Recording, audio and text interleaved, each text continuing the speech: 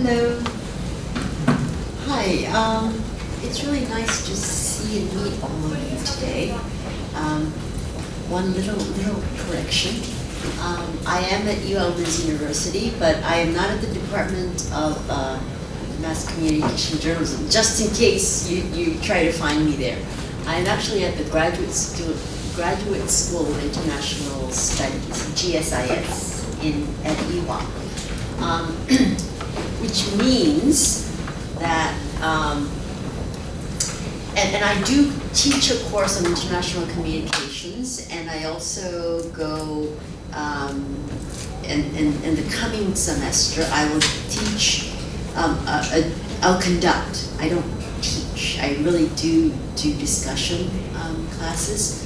I think that's where the beauty of graduate school is. We do conduct a course on development communications, how communication plays a role in the whole industry of development aid, development cooperation, and things like that. So,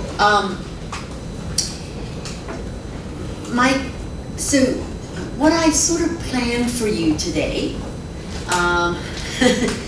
is not exactly Korean mass media.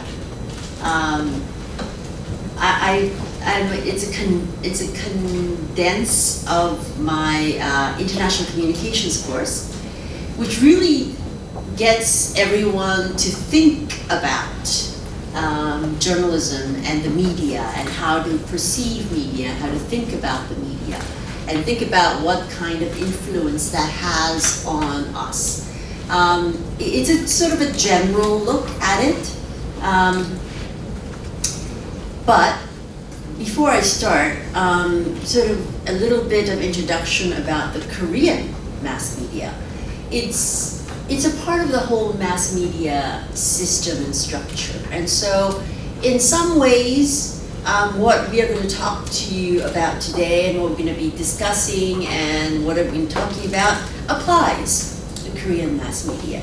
But I don't know how much you understand about Korean mass media, but the Korean mass media, Korean journalism, media in general, papers, newspapers, TV, started in Korea as very much of an education. You know how in the United States, media started off as a part almost of the democratic structure in terms of keeping an eye on the government and sort of a part of the democratic process in the United States. In Korea, it started out as a much of an educational or an enlightenment system in Korea, in which the reporters and journalists of various media in Korea, and it goes back to the colonial days when Japan colonized Korea. The days where Korean media at the time served the role of really enlightening and teaching Koreans about what it was to be Korean, because during that time the Japanese had a very harsh colonial period of Korea, and so they wanted to make Koreans Japanese. And the media's role in many ways was to prevent that, to make sure that the Korean people were enlightened. So the Korean language, things about Korea were very much a part of their role. Now, after that, of course, the need for such a role diminished. But you cannot really do away with how the roots survived. And so in Korea, the media becomes a part of a system. And so it's not so much, it plays a slightly different role, and therefore the survival and the presence of Korean media is almost like a power structure in Korea.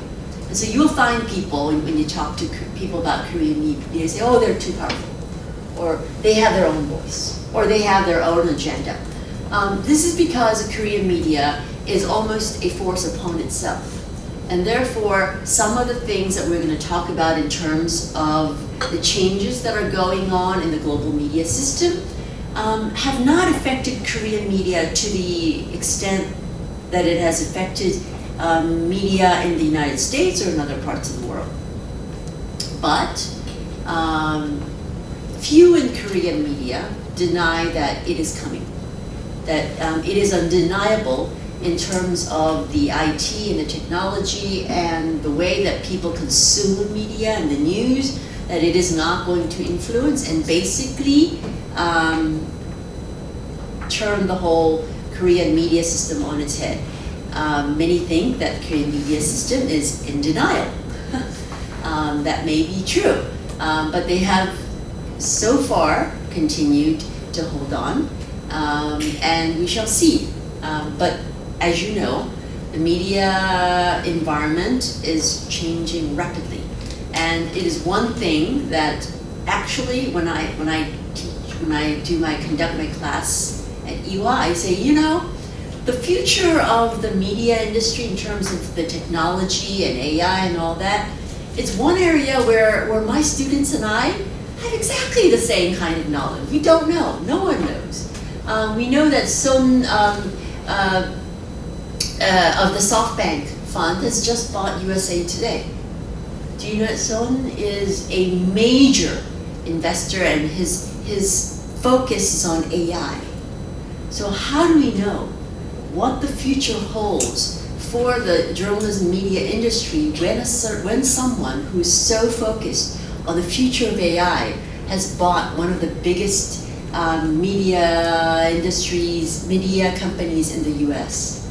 So, well, anything I tell you about, oh, this is the way it is, may change rapidly. So this is one area in which it's really hard to tell.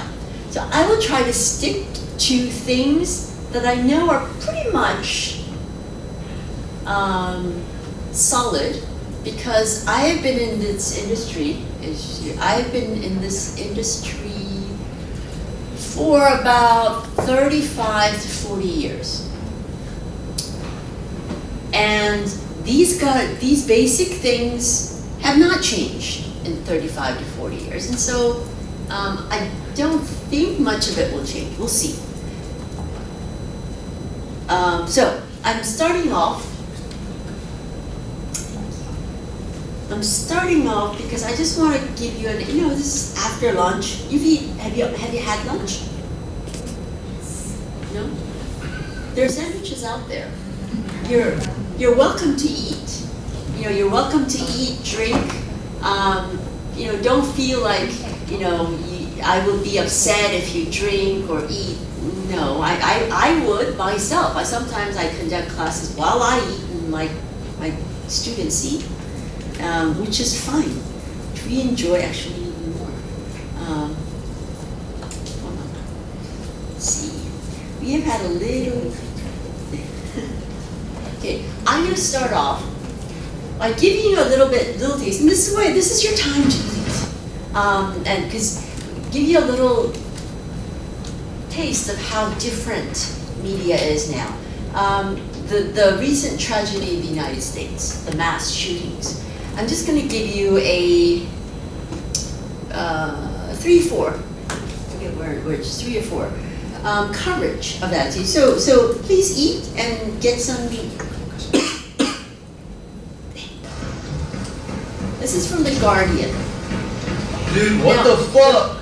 The video is not. What the fuck? The video is not following the audio, so video is a little delayed. So you're gonna have to listen. Here.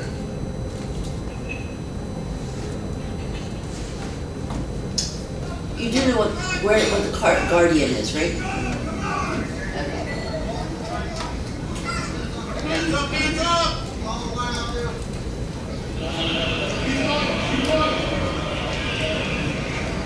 Did anybody hear or see any gunshots?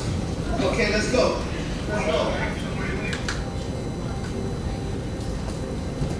He is a racist, and he stokes racism in this country, and it does not just offend our sensibilities, it fundamentally changes the character of this country, and it leads to violence.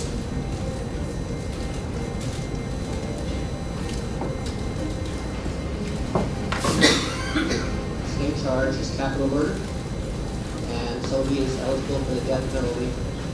We will see to that. Get out of the way!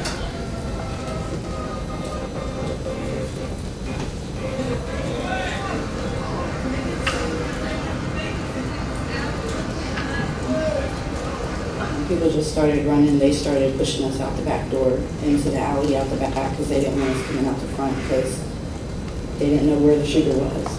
The security guards in themselves were running around telling people to get out, and when you came inside, as soon as you hit the front street, you seen the bodies and you knew that this was different. You knew that something that you never thought of experiencing, never experienced, wouldn't want anyone to experience. The officers were there less than a minute from the beginning of the shooting.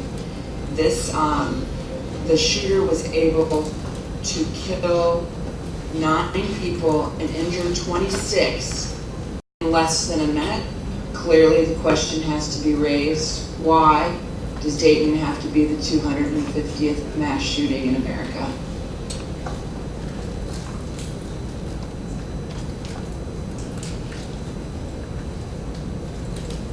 This is a different case. This is. So reaction is coming in from politicians here in the United States, both Republicans and Democrats, also the U.S. President. Donald Trump took to Twitter Saturday to condemn the attack. He said the shooting was not only tragic, it was an act of cowardice. He added, there are no reasons or excuses that will ever justify killing innocent people. But presidential candidate and El Paso native Beto O'Rourke called out Mr. Trump after the shooting. O'Rourke suggested the president's rhetoric against minorities may have played a role in this attack. Listen. Yes, we've had a hate crimes every single one of the last 3 years.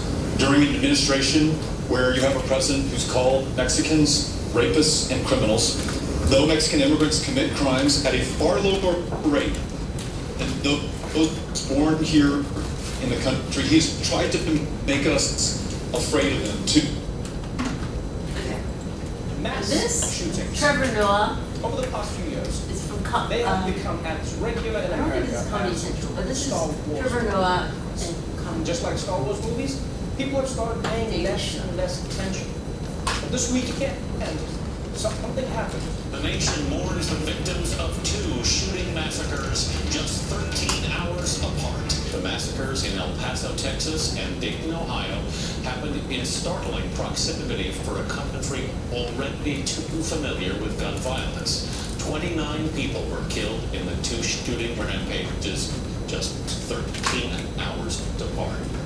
Yes, in the span of 2 days, 13 hours in fact, 84 people were shot, and currently 31 people have been killed in 2 deadly mass shootings.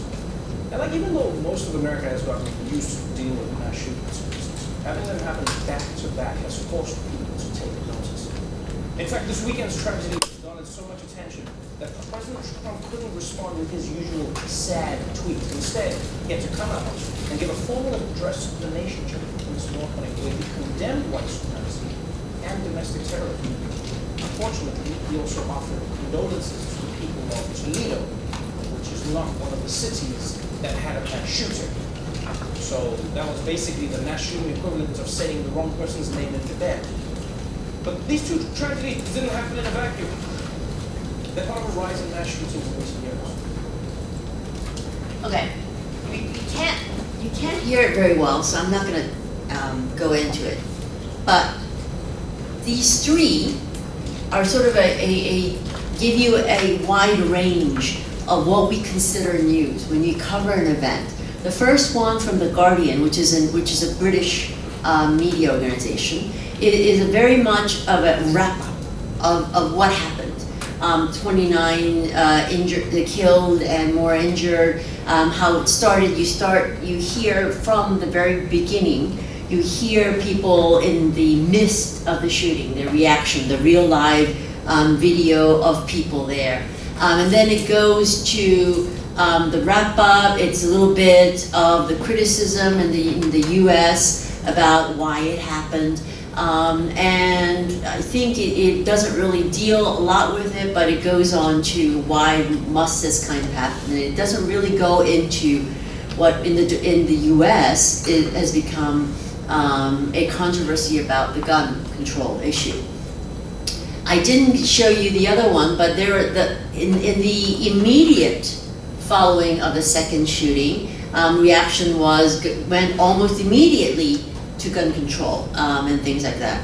The CNN report then takes it, and now news becomes a debate of people who say we should focus on gun control, and then others say it's not the time to focus on control, there must be other things.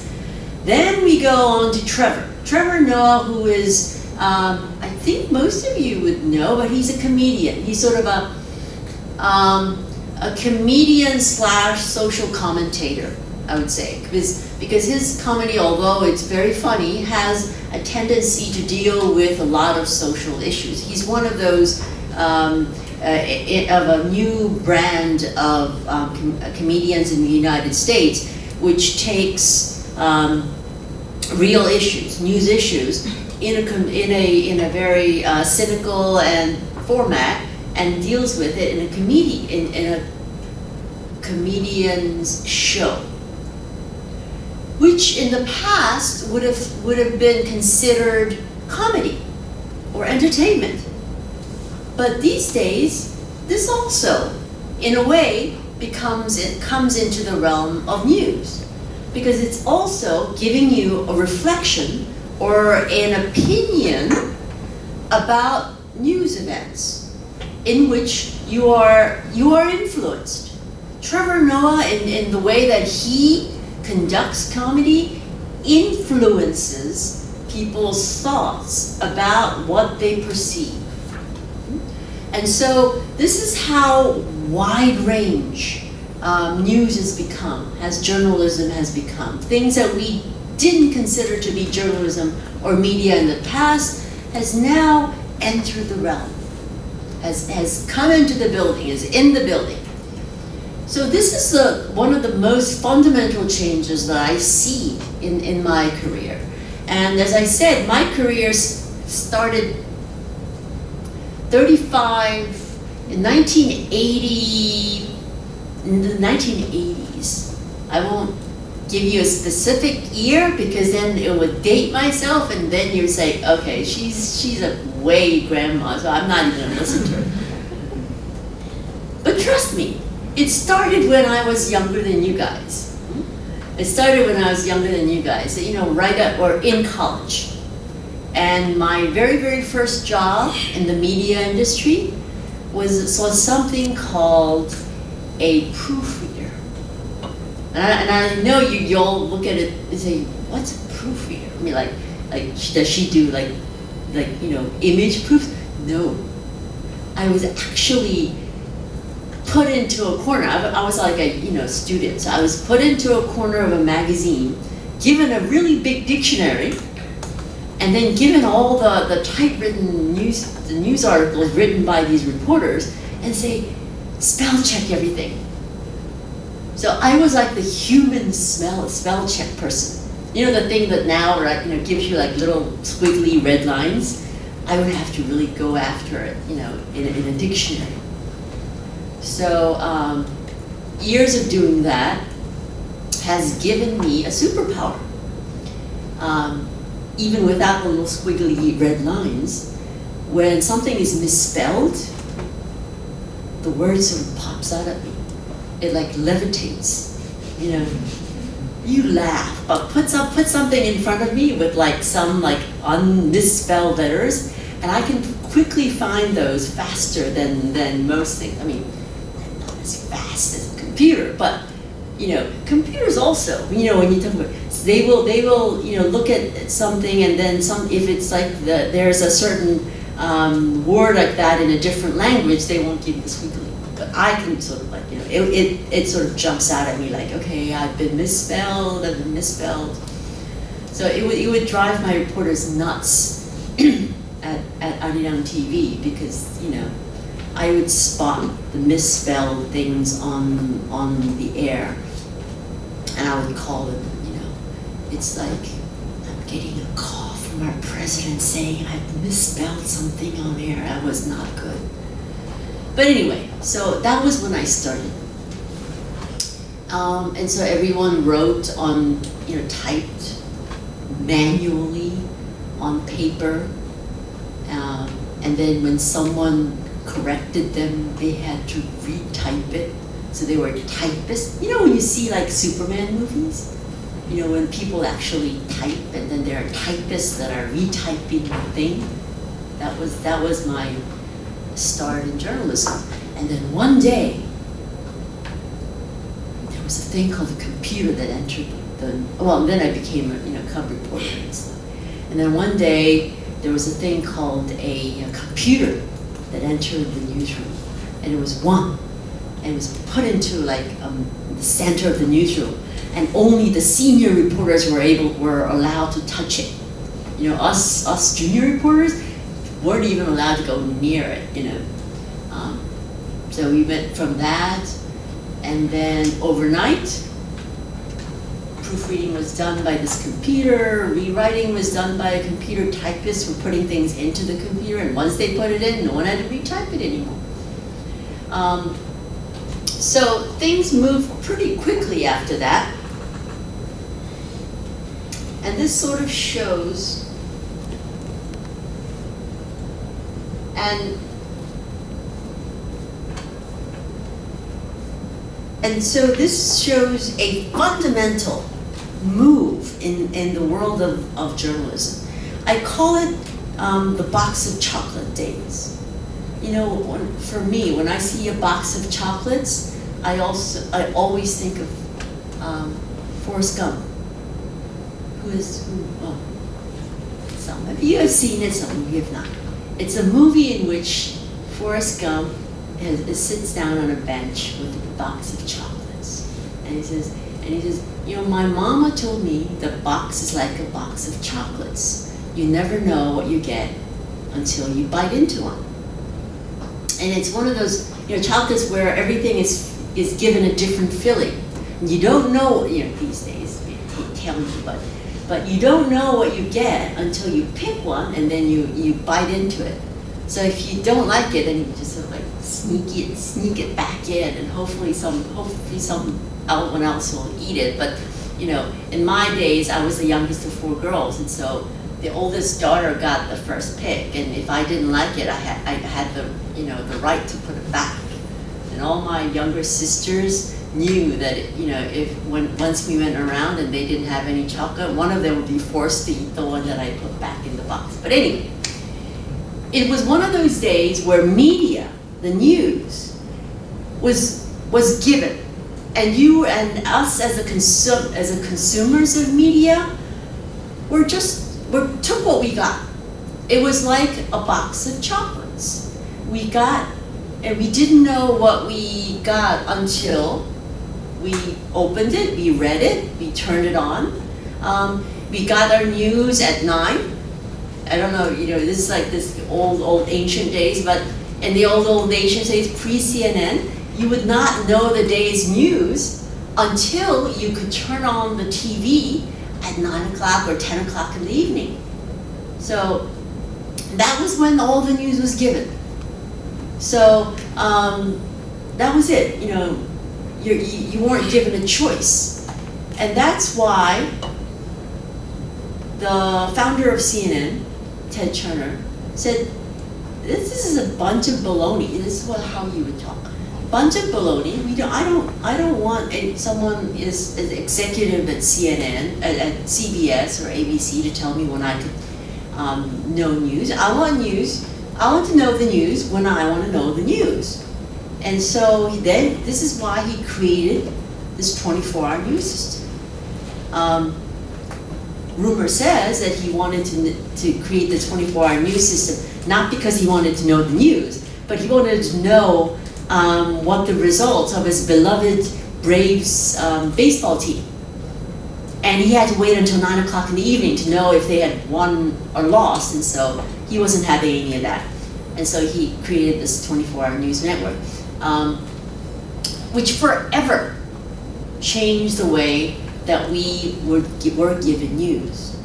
Now no longer are we given a box of chocolates. We are given choices now.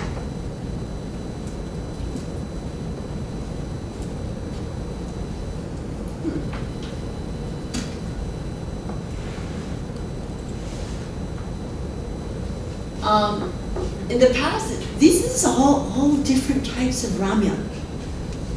In the past, Koreans would have, or I don't know if you have, but you would have no ramen. You know, like, you want ramen? You know, you knew what ramen you were going to get. Now when you go into a 7-Eleven or you want ramen, okay, what kind of ramen do you want? And so now you're given choices. And this is how fundamentally media has changed. It's now you are given a choice of what you want to watch or what you want to read, when you want to read it, from the person you want to get it from the organization you want to get it from, in whichever types of platform you want it, whether you want it on your cell phone, whether you want it old-fashioned style on the newspaper, if you can find one, on a computer, someone will get it on their watch, whatever way that you get it, you'll get it. So you're given all of these choices, and fundamentally it is giving you people a different perspective on what news is.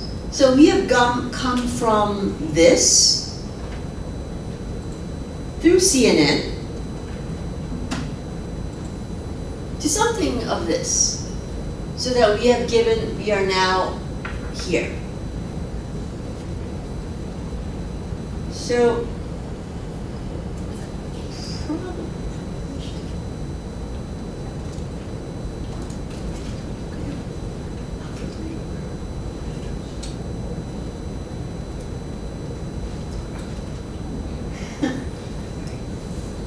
okay, so, and technology is not always cooperative. I've learned that.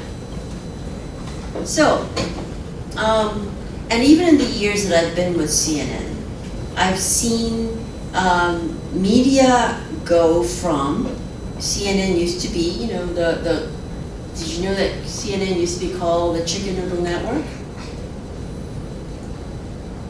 Chicken Noodle Network, because chicken noodle soup in the United States, you know, it's based, it is from a can. Or, well, okay, not all, I mean, the real chicken noodle soup is not from a can. But they called CNN Chicken Noodle News because they said it was like fast food news. And so they called it Chicken Noodle News. So it started off like that. Then it revolutionized the way that we produce and consume news. In the past, when something happened in Korea, when North Korea fired off a missile, for example, what would happen, the process of how the news was produced, is that North Korea would, for example, in our time, at 5 o'clock in the evening, fire off a round of missiles. The Korean media maybe would report it later on at their 9 o'clock news. And then it would get, you know, monitored by the United States maybe. And then the next day, you know, in the East Coast, in the morning when they get up, which is like, you know, 10 o'clock, 12 o'clock, they would get the Korean news about North Korea firing off the missiles. They would be able to ask their people, once they came into the office, what is our reaction going to be? Washington would have a reaction, and then maybe 10, 12 in the afternoon, which is about 9 to 10 in the evening our time, They might have a reaction. It might be reported by AP or Reuters, which would put it on the wire service. It would get back to us, and we would get our people to react on the US reaction and maybe make it in the 5 o'clock or 9 o'clock. Now, when something happens at 5, we report it at 6, which is 4, 5 in the morning. When we report it, people in Washington wake their people up. They've already known. It's already out there. They wake their people and say, we need a reaction now. They get a reaction from Pentagon, wherever they get it. When everyone comes in, or 6, 7 in the morning, reaction is out, it makes it to our time, and we have it in South Korea, the Washington reaction to North Korea firing up its missiles at 5 in the afternoon at 7 in the evening our time. It fundamentally changed how people working in the media organization reacted to the media and really produced media as a whole. So fundamentally, the media has changed. Technology has also given advice. I remember in 2010, Korea had this thing called the mad cow disease scare. I don't know if you heard about that. But in 2009, 10, there was a report on the Korean media and a investigative report that talked about the fact that cows in the US were infected with something called the mad cow disease. I'm putting it into very, there are technical terms for this, but I'll put it into the terms that made it into Korea. That US cows were infected with a brain disease called the mad cow disease. So if you ate beef from the United States that had this mad cow disease, what would happen is that you wouldn't know now, but in a year or two, your brain would go mad and you would die. Crazy. You'd go out of your mind and you would die. In 2009, I was passing through the city hall and I actually saw Korean high school kids, demonstrating. At that point, it wasn't big, but they were demonstrating in front of Seoul City Center, and they were crying. They were crying, I am going to die from mad cow disease because I ate American beef. This started something, and people started believing it, and more people believing, and the scare grew, and the media flamed it and flamed it and flamed it. By the time 2010 came around, people were out on the streets, massive protests. And it was a protest not against America, but against the current government for allowing such beef to come into Korea. I remember these protests way into the night. People with little baby strollers, women with baby strollers would be out in the street, 7, 8, 9, 10 in the evening, midnight.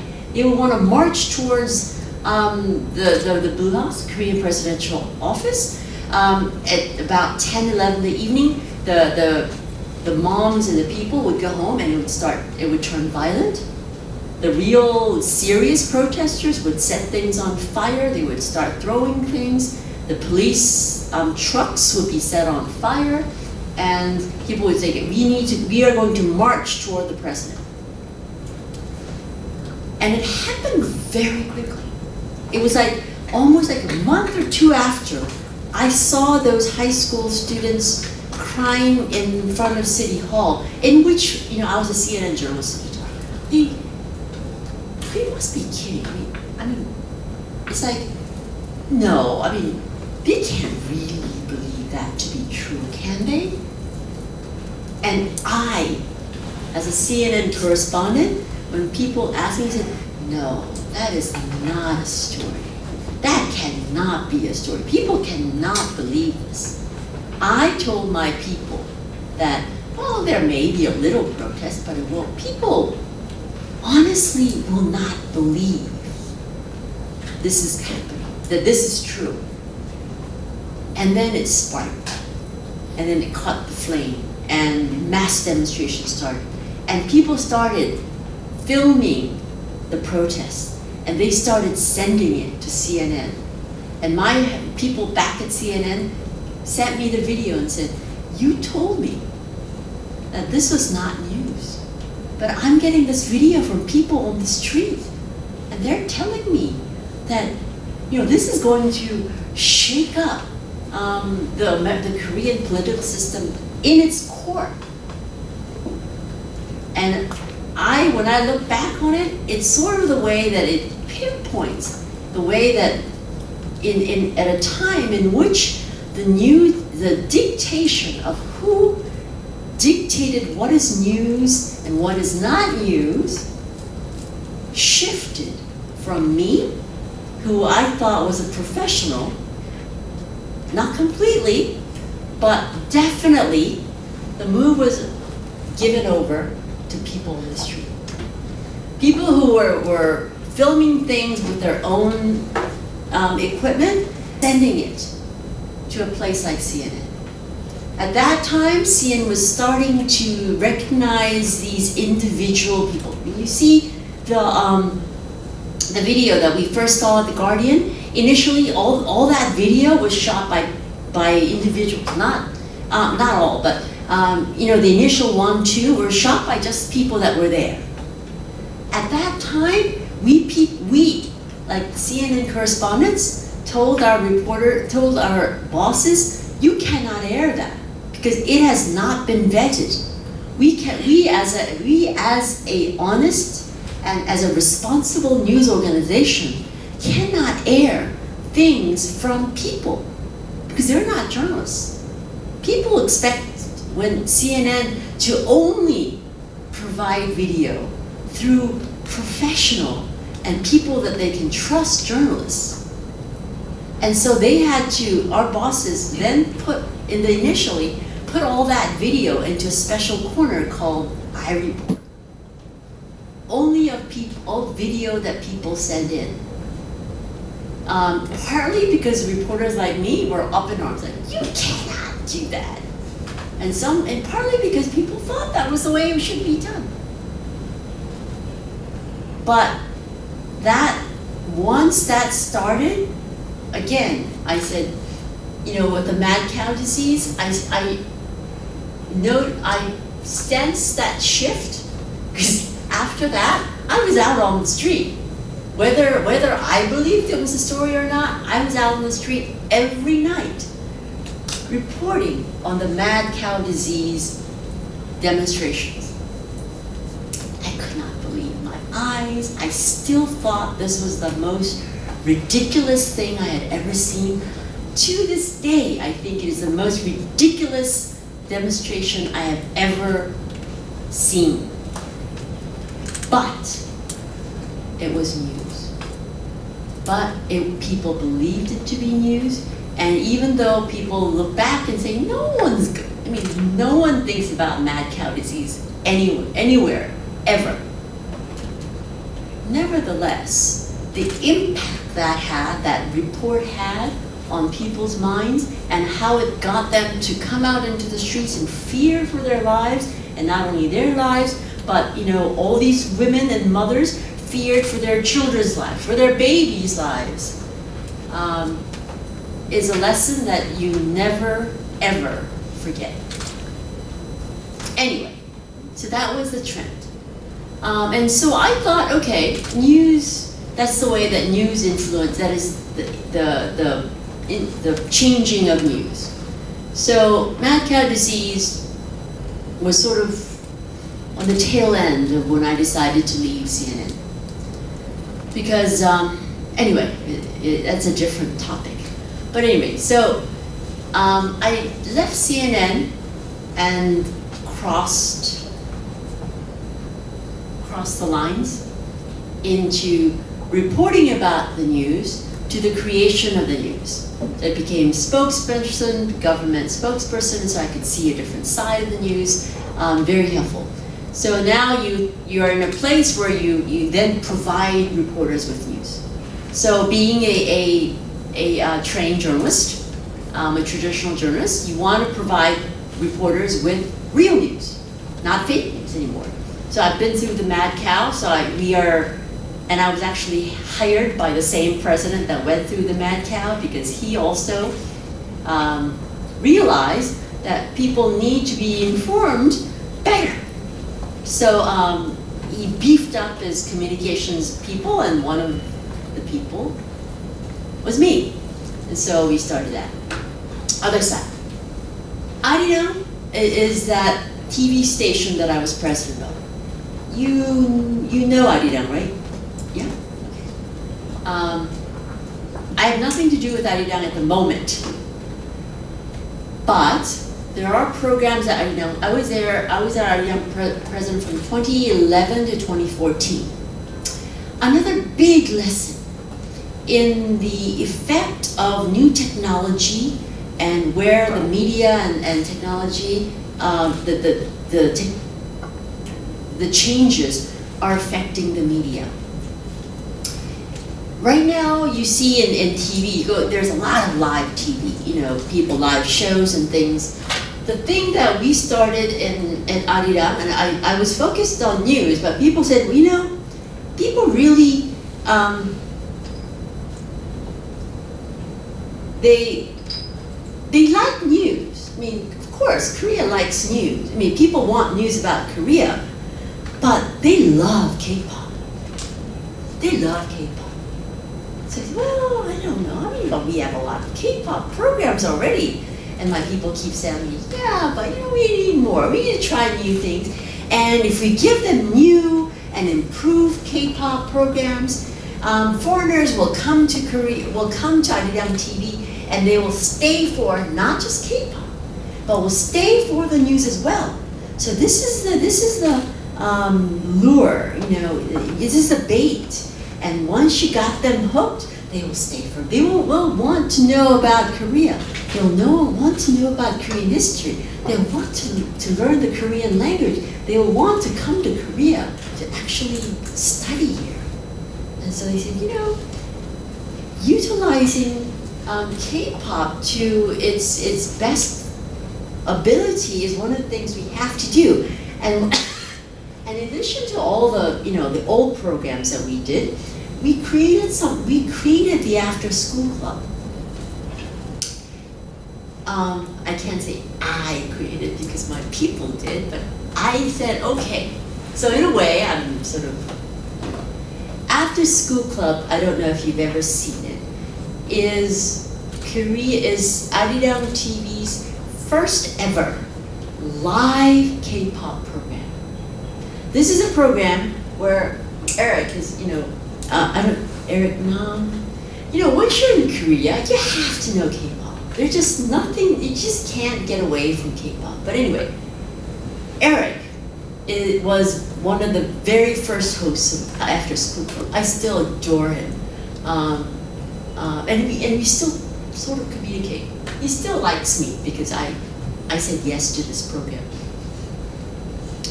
It's a live program in which Korean K-pop stars get to chat. I mean, they will come on to the show and they will actually meet their overseas fans through Google Hangout, through Twitter. They will have a Facebook thing, and all of these things. So this was like the first ever K-pop program in which they utilized all types of different kinds of platforms, SNS and live, and it was a live program. When they first brought the TV to me, we said, it's a live TV. That means that during the show, we have to have people coming in. We have to have hangouts, and we have to have people tweeting and Facebook. What if no one tweets? What if no one comes in? What if we don't have a Google Hangout? Then this live program dies, and we die with it. So I scared my people a lot, and if this program dies, guess who else dies? But they were confident. They said, you don't know what level we've come to, but our K-pop people, they rule. I mean, the SNS platforms, YouTube, let them go and they will rule. So I said, okay, but we were really nervous, really nervous. What I had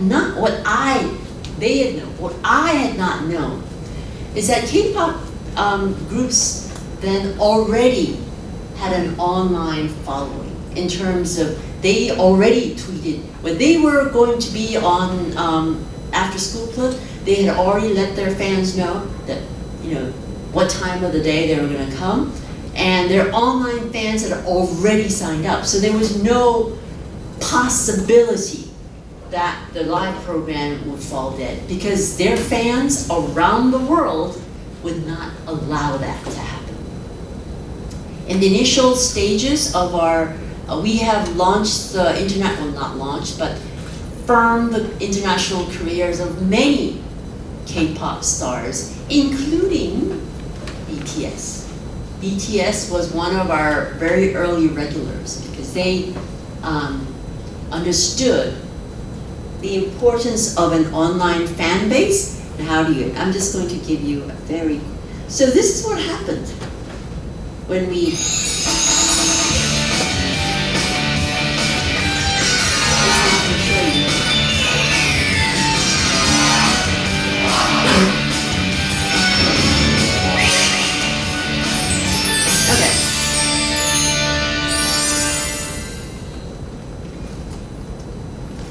Ladies and gentlemen, hello, konnichiwa, bonjour. What's up, 다자하, hola, 안녕하세요, what's up, America?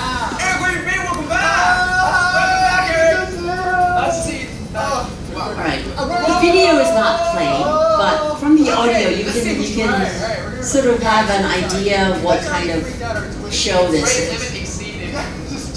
We got stuff. All right, we're gonna read some. All right.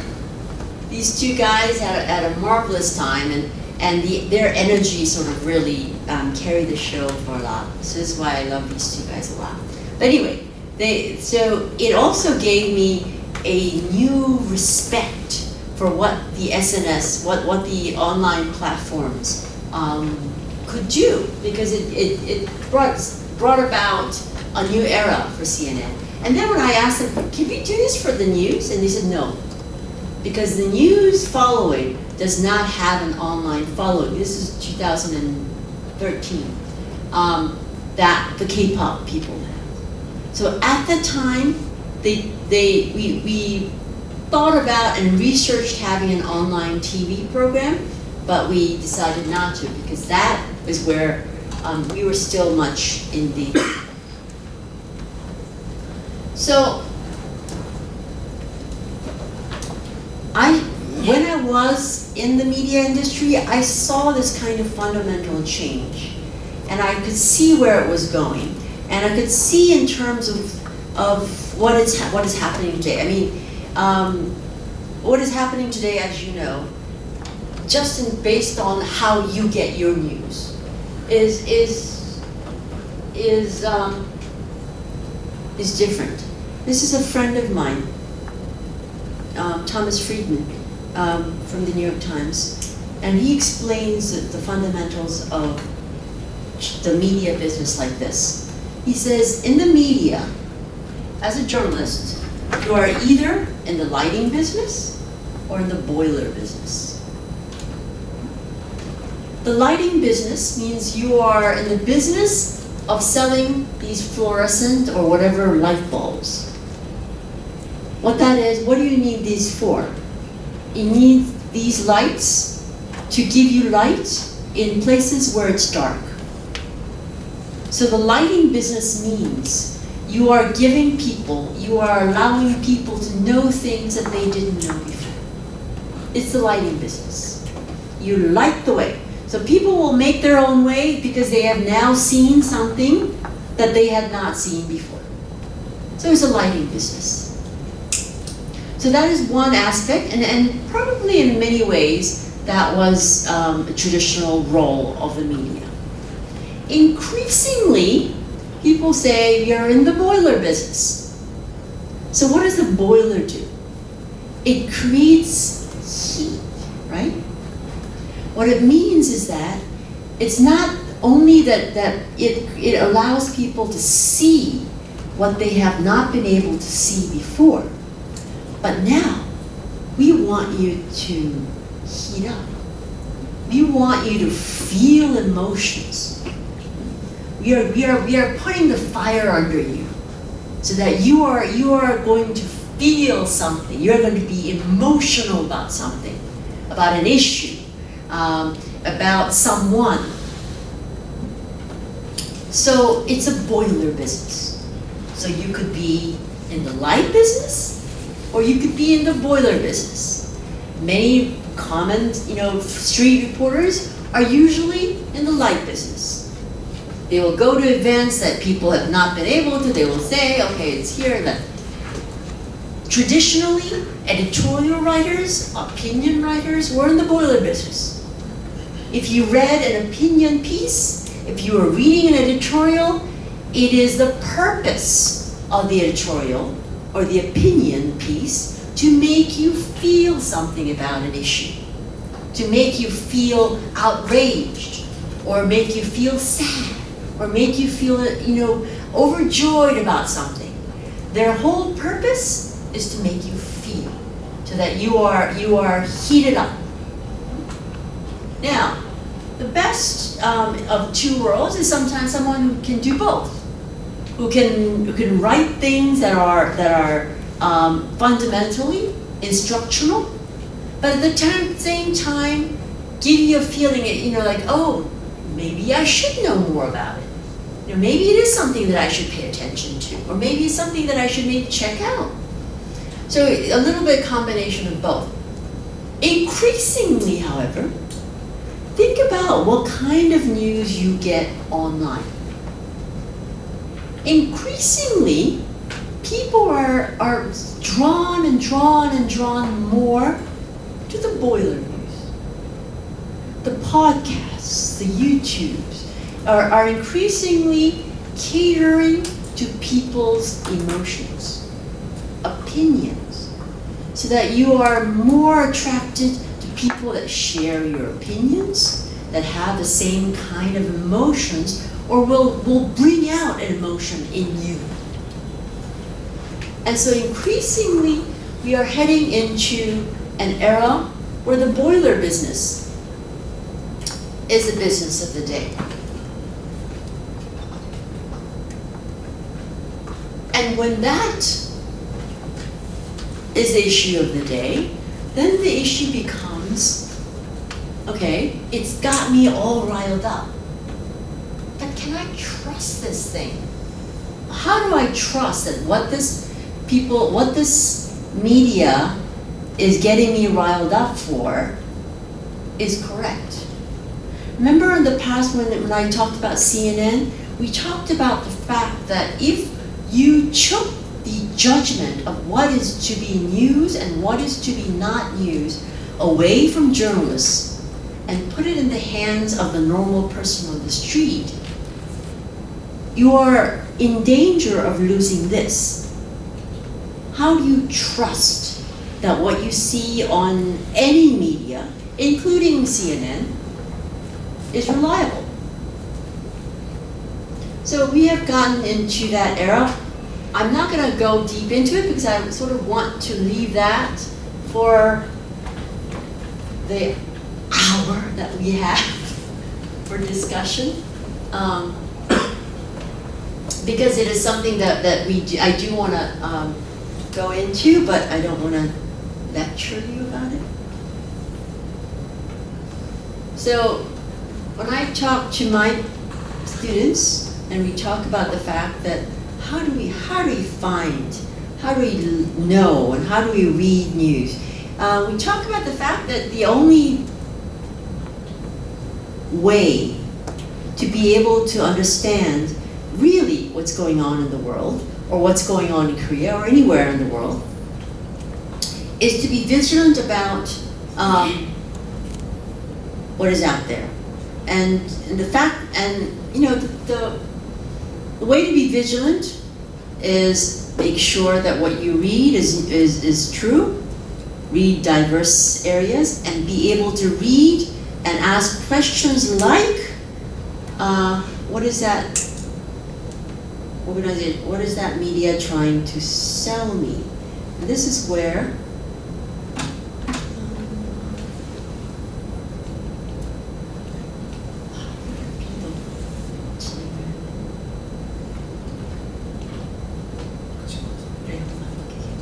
so this is where I was going to go back to remember the things that we saw in the beginning.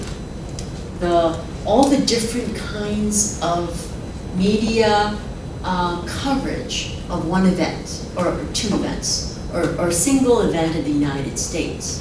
When you think about what you saw about The Guardian, about CNN, about Trevor Noah, and I was going to go back, but I don't think it's going to work because you can't listen. But in every instance, in every media, you have to keep asking yourself, what is this media trying, what is this person trying to sell me? Because The Guardian is a non-US media. CNN, US media, very liberal, anti-Trump, pro-gun control.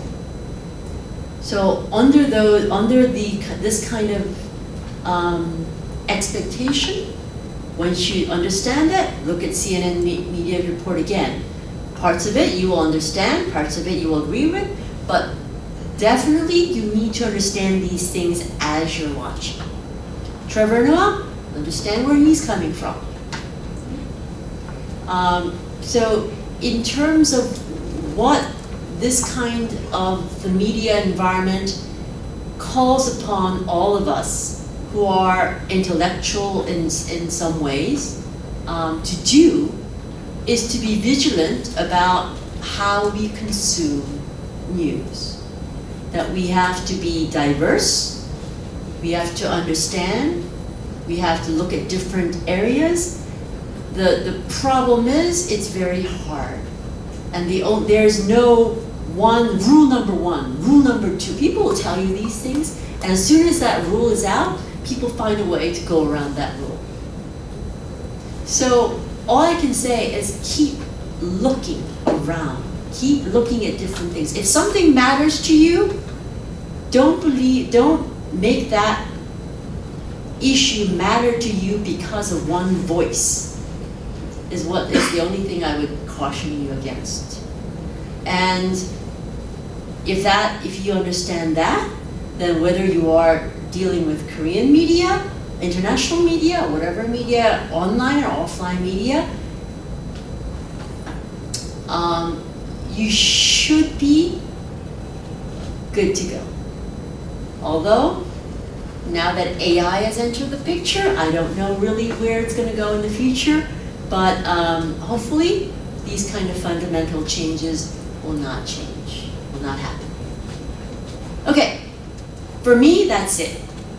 I'm going to hand over the mic to you guys. Any kind of discussions or any kind of questions you have, I am happy to try to answer or toss it back to you for your opinions. Before we proceed to the Q&A, just a reminder that if you can share your name and your institution or university that you're associated with, that'd be greatly appreciated. Thank you very much. And can we all give Professor Sloan a round of applause for her lecture?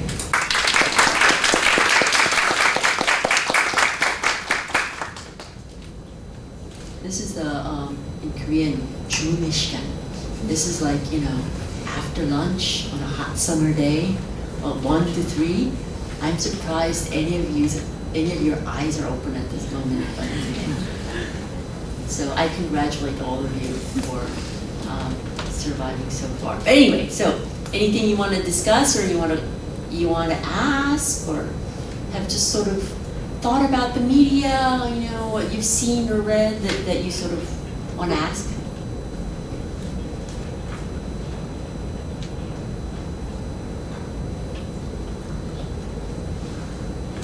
Yes. My name is Sung. I study at the GSIS in Korea University. Thank you for the lecture. And I just had a kind of short question. I agree with you that I think AI is a big kind of disruptor, point of worry in the news media. And I'm assuming you're familiar with deep fake. Yeah. So I was wondering if you think that there's, like, what is journalism, what is media doing to combat that, and also what maybe can be done? Because I think that that's a huge threat as that gets better. I agree that it's going to be a huge threat. I don't know as much as I think I should. But I think the media has not caught up yet. As you say, media is one of, in Korea anyway, in terms of the whole media industry. Within the media, there's a liberal and conservative. But as a whole media industry, it's one of the most conservative industries around.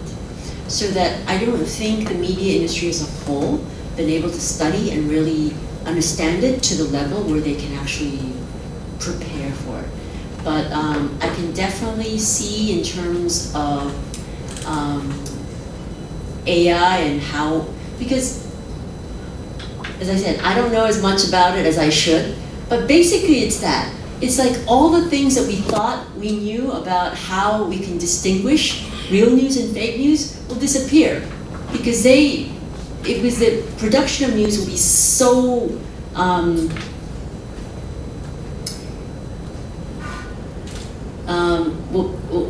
will make it so that we can't distinguish. But so how do we prepare for that? So we will, I think it will be one of the issues that the industry will have to really look hard at. I don't think we've done as much as we should.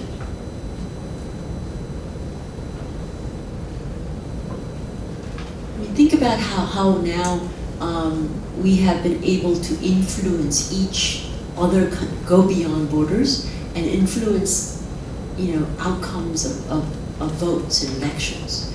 So we are in a very different kind of world.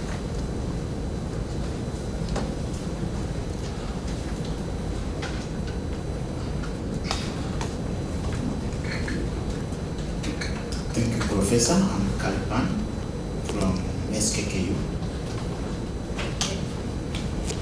My question is about trust.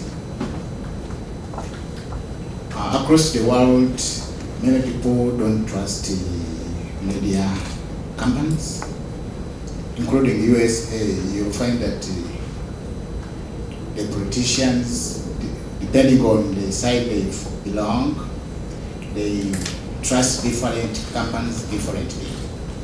How has it been to Arirang, Korea, to sustain trust in the public? Because we really trust Arirang, and people keep waiting for what is coming from Arirang. Now, another question is, do you believe that technology is much crucial for sustaining trust in the media, mass media of Korea? Thank you.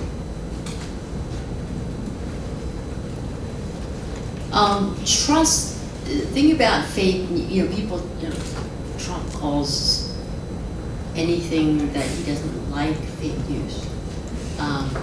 But we must remember that in terms of fake news, it's not a new concept. It really isn't. We just called it different things. Like we called it at some point in media history yellow journalism, or in the U.S. supermarket journalism. The things that little things that you people in the United States, they call it supermarket journalism, because if you're in a supermarket and waiting in line to pay for your groceries, they're in front of the line, there are these magazines, like these things, and in order to catch your eye and get you to buy it, pick it up as you are in line and you have nowhere else to go, they would put up these weird and titles like aliens kidnapped my husband, or our Angelina Jolie is an alien, or something along with it. I keep doing the alien thing because the kind of yellow journalism was made real. It was created to be real by a movie called The Men in Black. I don't know if you've ever seen that, but in Men in Black, they base what the aliens are doing in Korea, in the world, in terms of what these kind of yellow supermarket journalism people are saying. But anyway, it has been around. I mean, in the UK, in the beginning, it was called yellow journalism because they wanted to differentiate this kind of journalism, this kind of magazine and reporting from real, and they sort of gave it the yellow color. So it's been around for a long time. What has changed is that it used to be pretty simple, or relatively simple, to be able to distinguish the two between the New York Times and the National Enquirer, I think, or was one of the yellow journalism, or something that was talked about aliens, kidnapping my husband. But now it's not so easy to distinguish. Things have become so. People are, the technology has developed so that it is not easy to do. I have had news reports that were sent to me from supposedly by a friend, supposedly from Korean media. Did you see this? And it looks exactly like what for example, the Korea Times would publish. They have a logo and all that, but it's fake. Obviously, it's fake. Someone made it up in a basement of their garage, of their house. But it looks like, to the untrained eye, like media. And so that kind of fake news is what is really troubling people. Now, when you talk about trust, you're not talking about that kind of aliens ate my husband kind of trust. You're talking about, can I trust the people on the other side that don't think like me? You would say, it would almost be like, can CNN trust Fox?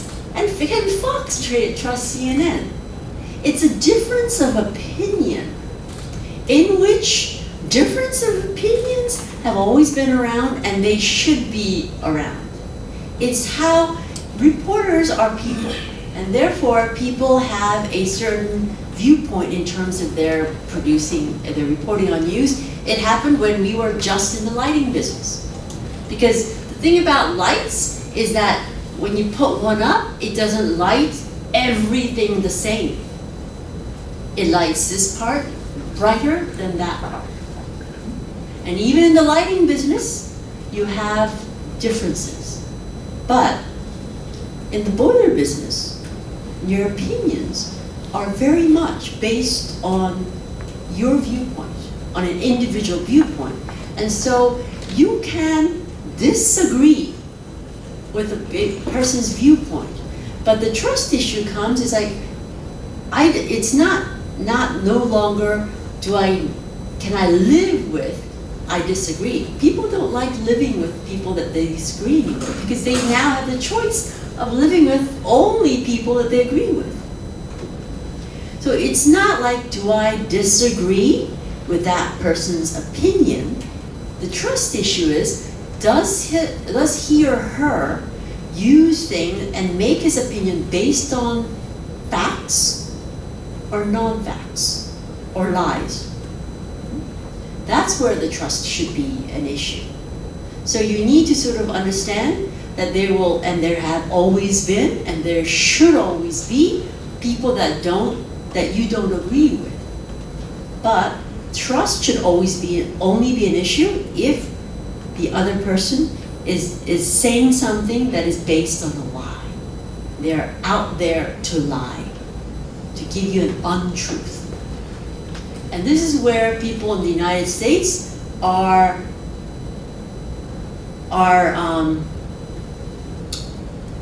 are objecting to how Trump uses the word fake news.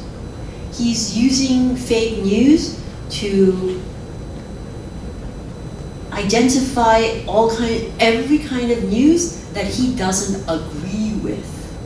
And that's where we run into the blurring of the fact and a little bit of the danger. So we should think about all these kind of different things when you talk about issues like that. So it's still a issue in progress in terms of how much and who we should trust.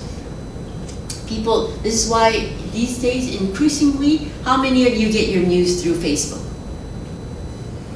It's not shameful. I do it a lot. All right, how many of you get your news only through Facebook? All right, okay. Not occasionally as you pass by, but basically on a normal day, when you want news, who just goes to Facebook? Right, many people do. And why? It's because they think Facebook has only as people that I have friended, and therefore I trust what is on Facebook.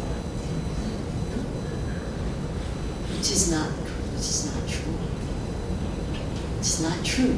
But people have, there have been organizations in other parts of the world where that friend network, I will only get things from people that I know because I will only trust my friends, only people that I know.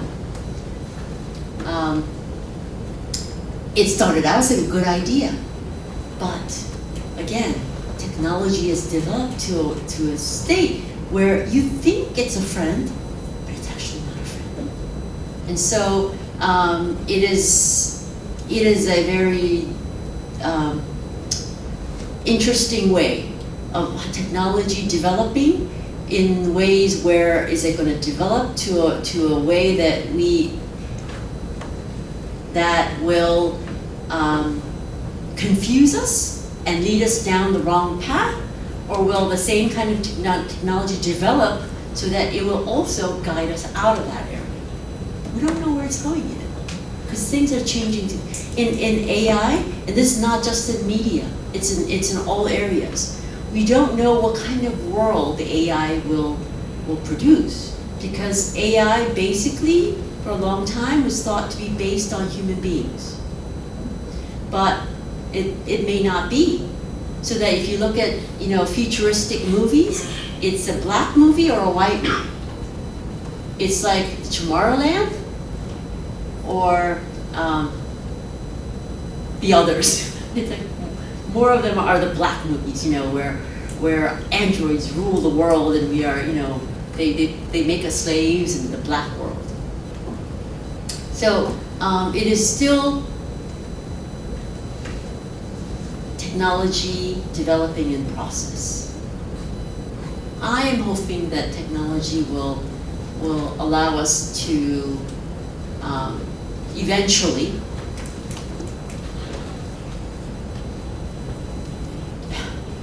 know more truths than not.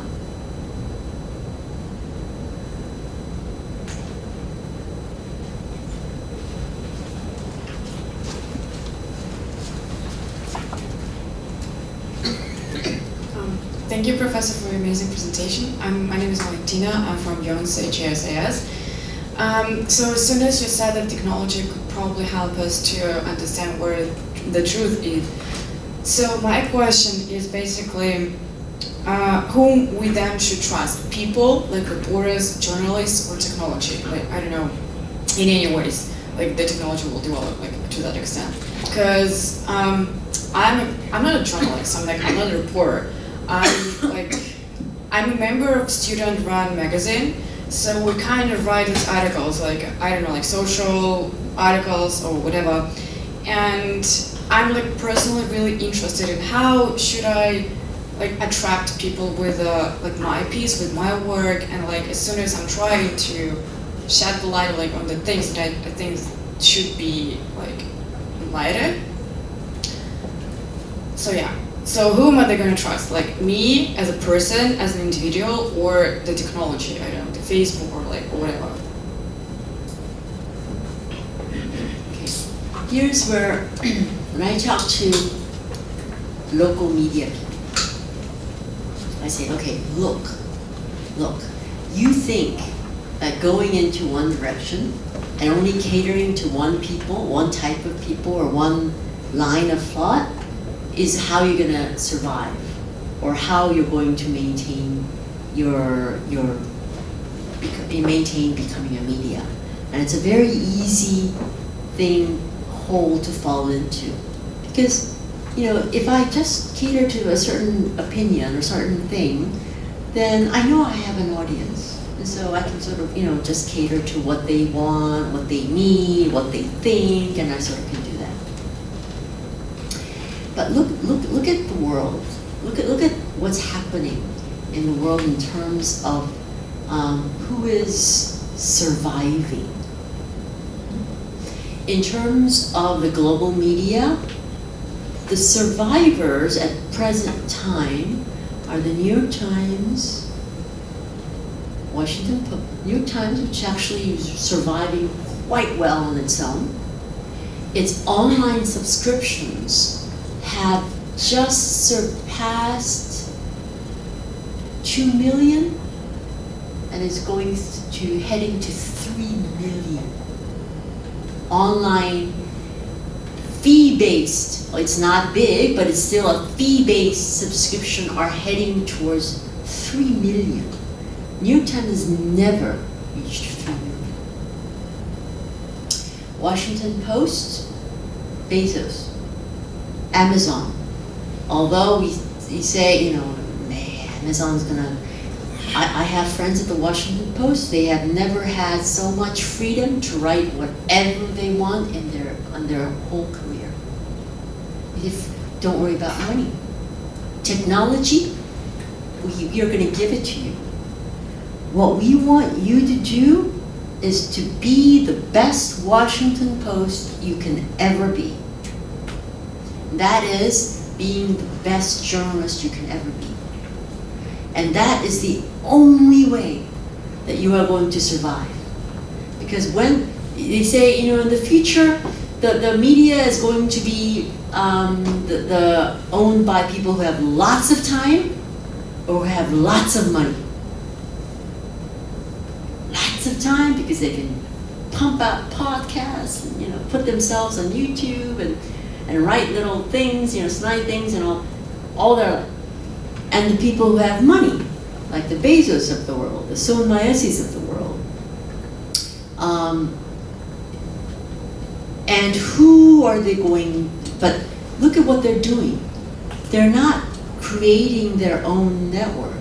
What they're doing is they're funding. They are putting money into good journalism.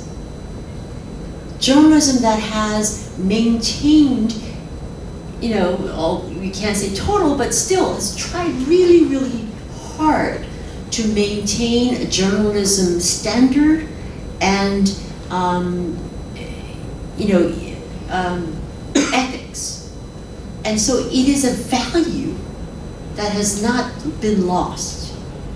And the only way, even for Korean media, to be able to survive into the future is to be able to create a value that can be monetized in that way. And going to one side, doing what any podcast can do, is not a value.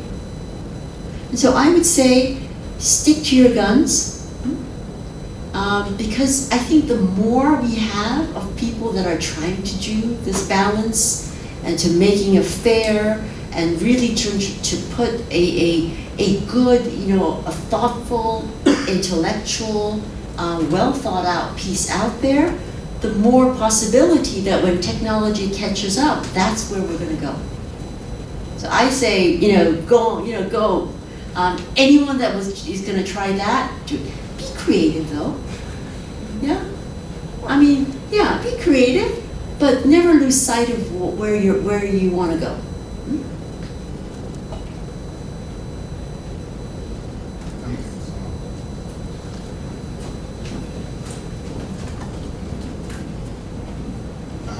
My question is about freedom. Has Korean media experienced some violations since the independence of the different regimes? Because it is a common experience in other countries where journalists are violated, others have been killed. How has it been in Korea? Korea has gone through its own process of freedom of journalism. Again, if you start back in the early stages of during the Japanese occupation, persecution was very rampant, and therefore, Japanese journalists, because of their role in Korean society, were persecuted and were tried to be during. We went through our dictator regimes. We had a pro-democracy protests in Gwangju in the 1980s, in which at a time when a military government governed Korea. And at that time, one of the biggest things was to control the media or control news coming out of that area. And so when I was in foreign media, many people in the foreign media remember that time in which there's a movie made about this, but at that time, Korean journalists were not allowed to go into that area, and Korean media was not allowed to report from there.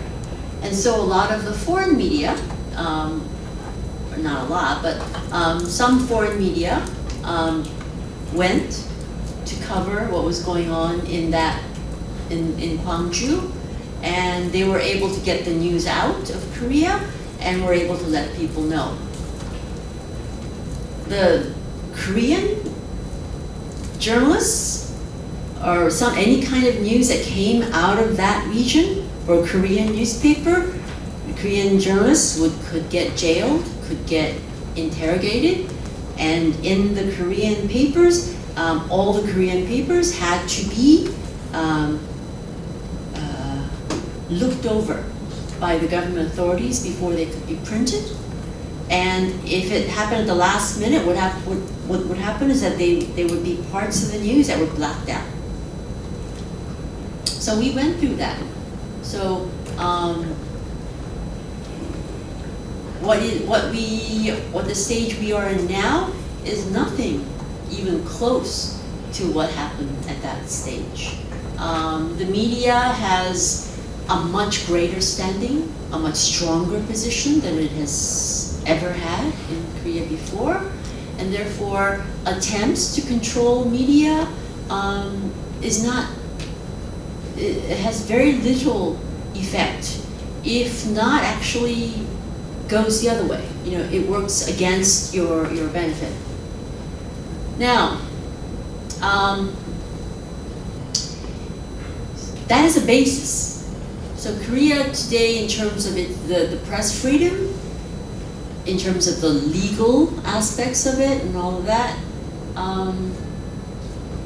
is far, I think, this area I'm not an expert in, but I think in terms of the average Korean press freedoms are above average on the OECD scale.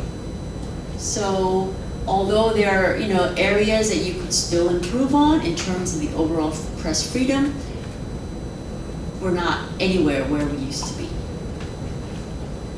Yeah, let me leave it at that. Yes.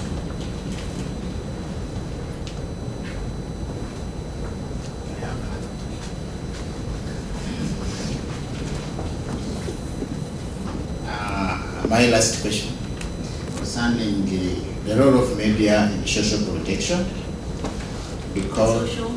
protection. Protection. Because in many cases where there is too much freedom, mass media freedom, and this kind of advanced technology whereby everyone is uploading everything without considering who will access it. How has Korean government and the Korean government and the media in general have endeavored to protect the society, especially for people who are below age to access what is really not good. Thank you.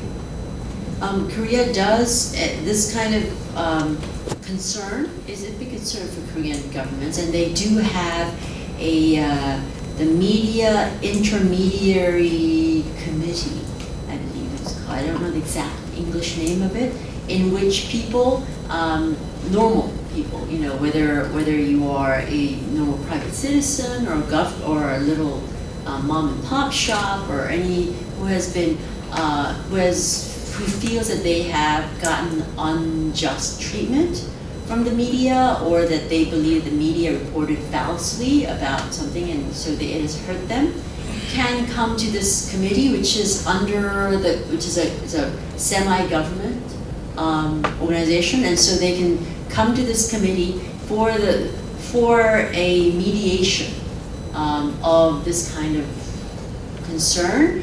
If it is not resolved there, then they can take it onto the court.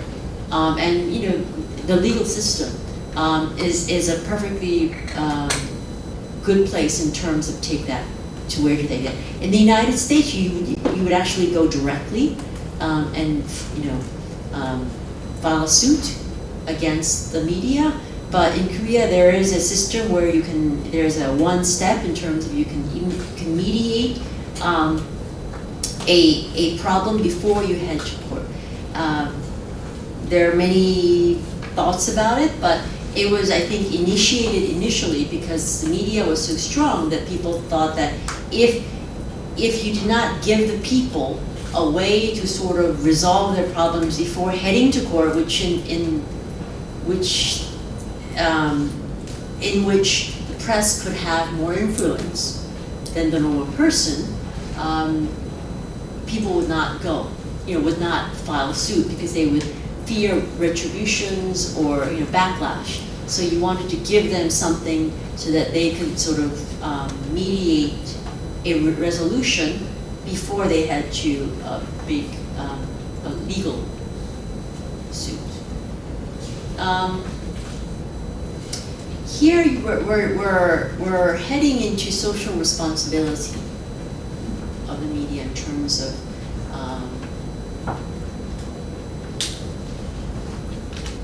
and here it's a little different from freedom because it is something again that you have to account media for, because it's not just enough to be able to report on, to do investigative reports or you have to be able to take into a certain kind of responsibility for what is going on in the world. Here again, we are dealing with a difficult question because the media, and of course, and the media gets targeted in many areas. As you know, in war-torn areas, people used to be that media was considered sort of the taboo, area, that you would not touch the media because you would want the media to report fairly on what's going on. But at some point, media has actually become the target for many kind of war-torn areas, and so we've seen an era in which media, and I guess that is sort of a reflection of how people feel that media is not fulfilling its responsibilities in terms of being a fair reporter and fair conductor of what's going on in the world. So we have a lot of issues that need to be dealt with, and I think it is one thing that in terms of when we have, it used to be that only there was a few, very small number of journalists, and now it is a much wider audience, a much wider group. And so you run into a lot more of different types of issues about what kind of responsibility you want a certain journalist to take account for.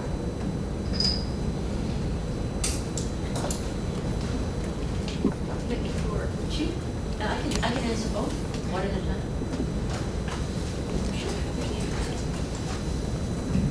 Yeah, thank you for your presentation. My name is Eun Soo-dong and I study at Korea University. I think in Korea, when people read newspaper online, we get news through online platforms such as Naver or Daum.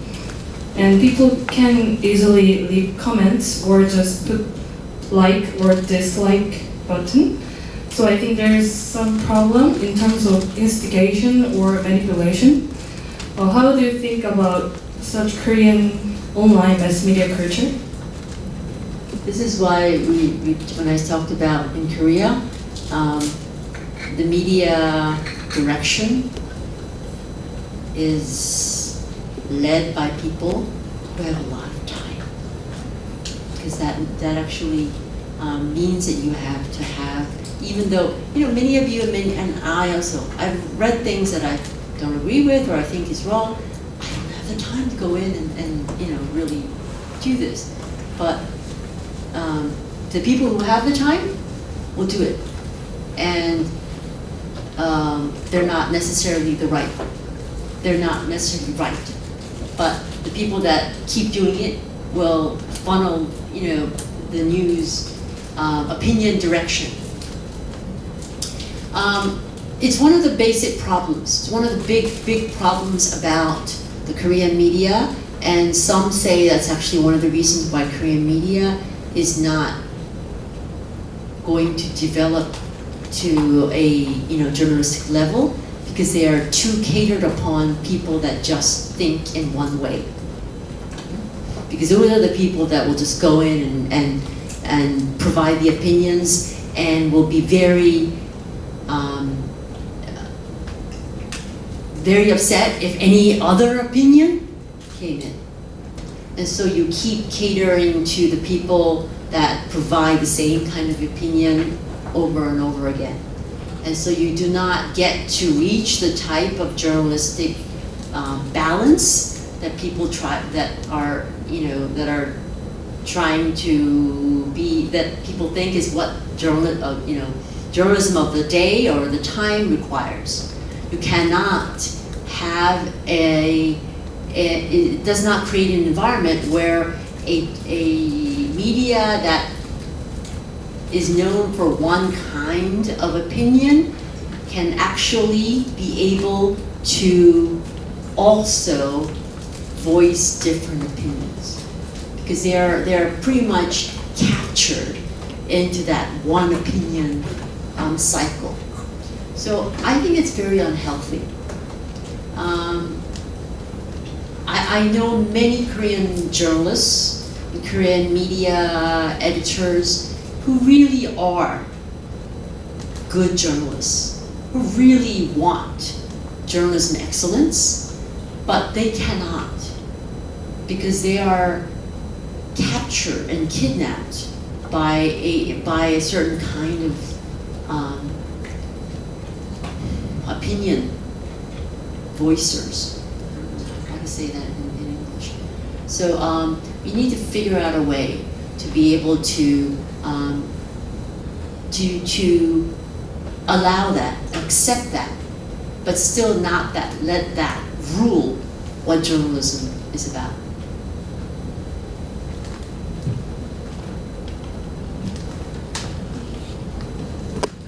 Hello, my name is Dasha.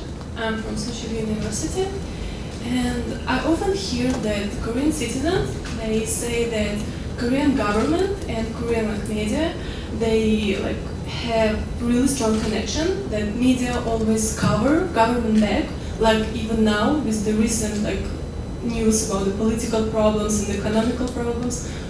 All you can see on this even never is news about the Angelina Jolie's son into his university, or some famous celebrity relationship. So I would like to know your personal opinion. How do you think is this bond between government and media, is this really strong in Korea or not? It's strong. All the government and all the media, all the ministries have their in-house press corps. The Blue House has its in-house press corps. The Foreign Ministry has one. The Culture Ministry one. Every ministry has one. And in the ministry in-house press corps, there's a very close relationship between the reporters and the ministry officials. Now, the positive side to this is that it does allow people that follow the foreign ministry or the Blue House day in and day out to be able to understand quickly and to capture very quickly what's going on and to have a sort of an expertise about certain things. The other side is that you're just so close, and there are lots of course, foreign ministry has their official press briefings, but there are also many background briefings in terms of, you are explaining to your in-house press corps about why certain things are done, and so you're a human being. And so when you're, this is a 101 of a PR person. You bring your reporters really close. You give them the facts. You make them family. And so they understand your point of view. You don't really need to really say, don't write this. You don't need to say, please write this. Family, takes care of family. We understand each other. So in-house becomes family. And that's sort of the danger of the other side of it. And, but especially in issues where the national interest is concerned, that happens not just in Korea, but in many countries. In terms of when you are in war, the press corps is the flag bearer. It's what the nationalistic sentiment calls for, and so you have to sort of give it a little bit. But it has been, and it's not. Korea is known for that. Japan is known for it. It is a certain kind of culture in terms of how people treat press corps, and in a way, the U.S. also has a press corps, but the media environment in the U.S. dictates that even though you're in the press corps of a certain, the White House press corps, you are out there to, if you the White House press corps, if they catch a whiff of something, there's no, we are family. It's like, I don't know you anymore. So it's a different kind of media environment. And Korea, I think in terms of, we have had this kind of environment for a very long time. The younger generation is a little bit more, independent, but it's still, when you're in that kind of environment, it's hard to break out. So you have to sort of understand that in a way.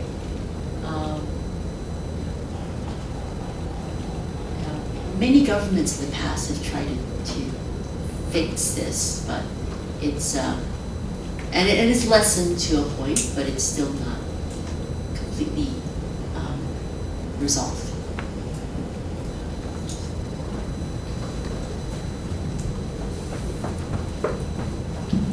Thank you. My name is Frederick Nelson Mandela Lopez from East Timor. I'm studying at Sungkyunkwan University. Related with your topic today, now we have very big issue in our country. I think this experience is same like Korea when you are war with North Korea.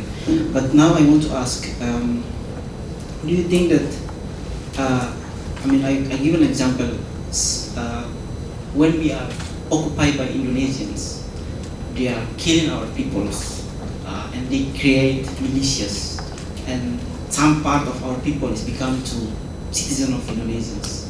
So now, people that they are killing, they still demand their justice.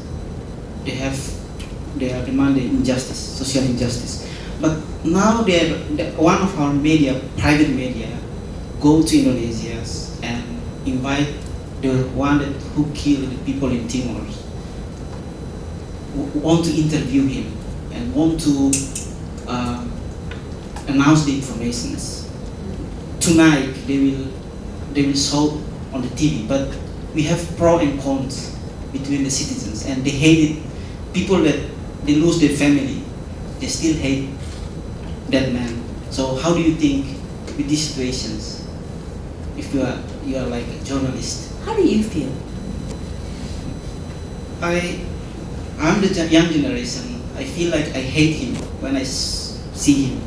But as you say that they are doing their business. They are, the company, they are media, so they don't care about it. But people, the citizens, the Timorese citizens, they still hate that things. But yeah, I know that the government is doing the reconciliation between the government and government.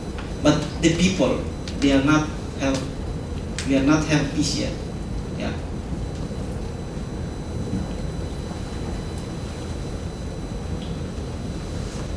Difficult question, because although I fundamentally think trying to understand or communication in terms of give and take usually has a positive effect. Sometimes you may not be ready for that. That it may not be the time yet for that kind of communication. And so you have to, in some ways, wonder or think about what is behind this kind of effort. I don't know. But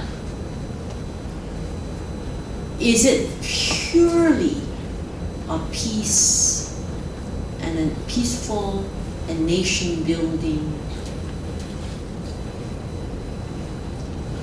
effort? Or can there be something other in it, in which you may be forced into a place where you're not ready to go yet? And people may be forced to forgive or try to understand a person who they're not ready to forgive or understand yet. You can't force it, is what I think. And so you should think about it. People should think about it. Because it is a reflection. Like in Korea, a teacher always can't force a student to learn something.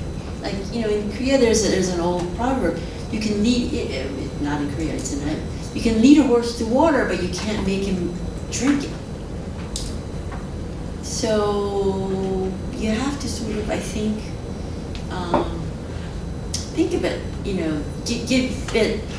think of it in all different ways. I may be wrong. It may be that, maybe forcing is what sometimes people need a little push. But I have a feeling from what you've told me that it may not be time yet for this.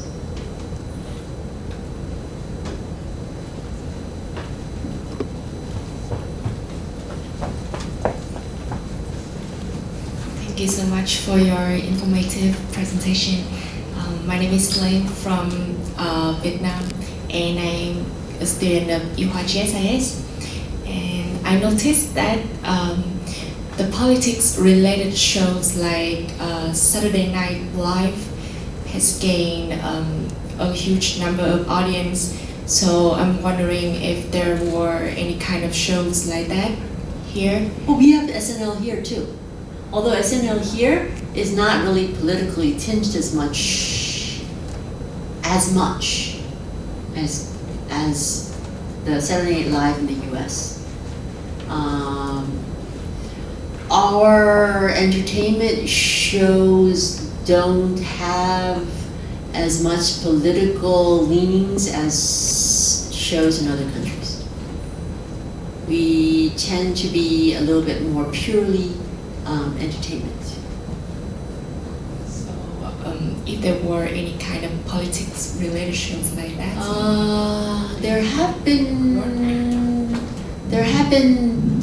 attempts at a few, but I don't think there's been a very successful show yet here. Because Koreans like to differentiate their entertainment and their news. So Trevor Noah is sort of a unique, someone that, let me see if there's a Trevor Noah in Korea.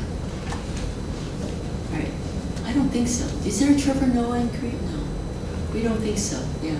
We tend to like to draw the line. You know, we want people to be entertainers or politicians. You know, I think politics is one area where we're not that comfortable in having our attention.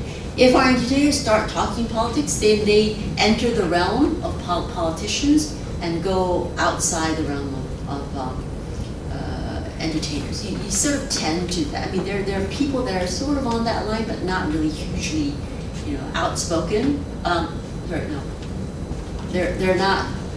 Yeah, not many. What could be the reason?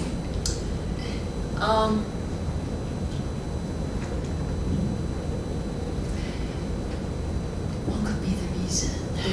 Is it because of the environment of Asia? Yeah, I think, you know, we still, although there is a lot of, you know, criticism,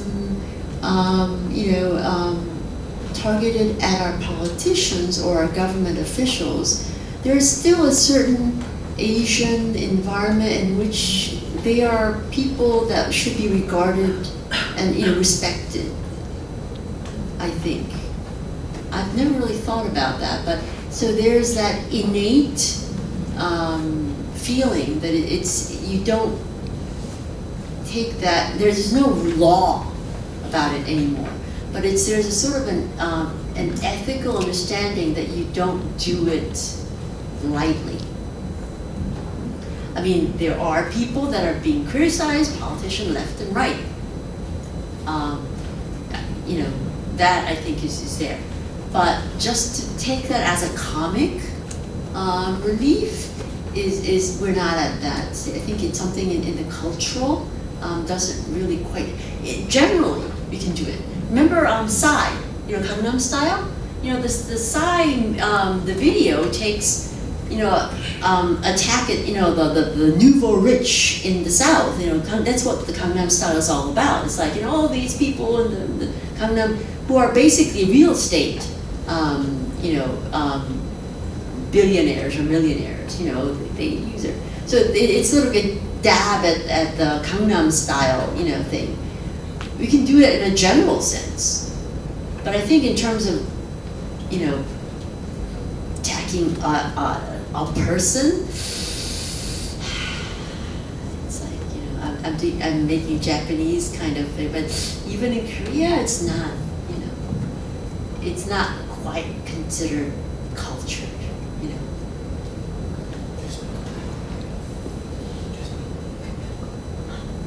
I've been told that I have to end. But anyway, I've enjoyed our time together. I hope you do ask a lot of questions about Korea, because that's the only way you're going to get answers, and I hope you learn a lot.